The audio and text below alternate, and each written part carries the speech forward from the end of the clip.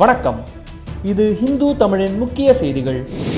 பாகிஸ்தானின் பெஷாவர் நகரில் உள்ள இராணுவத்துக்கு சொந்தமான பள்ளிக்கூடத்தை குறிவைத்து தாலிபான் பயங்கரவாதிகள் நடத்திய தாக்குதலில் குழந்தைகள் உட்பட 126 பேர் பலியானதாக பாகிஸ்தானின் டான் செய்தி இணையதளத்தில் தெரிவிக்கப்பட்டுள்ளது.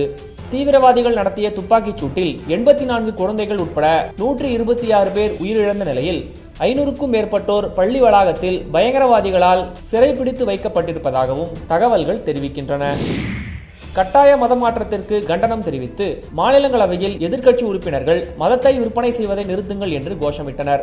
மேலும் இவ்விவகாரம் தொடர்பாக பிரதமர் நரேந்திர மோடி விளக்கம் அளிக்க வலியுறுத்தி எதிர்க்கட்சியினர் அமளியில் ஈடுபட்டதால் 2வது நாளாக இன்றும் மாநிலங்களவை நடவடிக்கைகள் முடங்கியது. இந்நிலையில் இது தொடர்பாக பிரதமர் விளக்கம் அளிக்க வேண்டும் என எதிர்க்கட்சிகள் கோருவது ஏற்புடையதல்ல என்று அமைச்சர் வெங்கையா நாயுடு தெரிவித்துள்ளார்.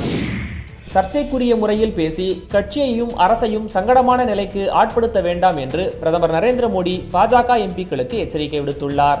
மதமாற்ற விவகாரம் தொடர்பாக மக்களவையில் தொடர்ந்து அமளிகள் நடைபெற்று அவை நடவடிக்கைகளுக்கு கடும் இடையூறுகள் ஏற்படுவதை அடுத்து பிரதமர் மோடி எச்சரிக்கை விடுத்ததாக செய்தி நிறுவனங்கள் தெரிவிக்கின்றன.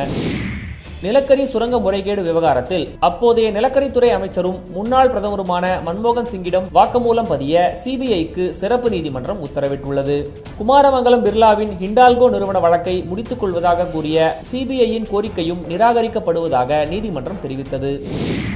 எல்லை தாண்டி மீன்பிடித்த குற்றத்துக்காக கைது செய்யப்பட்ட இலங்கை மீனவர்கள் 30 பேரும் அவர்களது 19 படகுகளையும் நல்லெண்ண அடிப்படையில் டிசம்பர் 22ஆம் தேதியன்று விடுதலை செய்ய இருப்பதாக பிரதமர் நரேந்திர மோடிக்கு எழுதியுள்ள கடிதத்தில் முதல்வர் ஓ பன்னீர்செல்வம் குறிப்பிட்டுள்ளார். அதேவேளையில் இலங்கை சிறைகளில் உள்ள தமிழக மீனவர்கள் 66 பேரையும் அவர்களது 81 படகுகளையும் கிறிஸ்துமஸ் தினத்துக்கு முன்னரே விடுவிக்க இந்திய பிரதமர் நடவடிக்கை மேற்கொள்ள வேண்டும் என்று முதல்வர் குறிப்பிட்டுள்ளார்.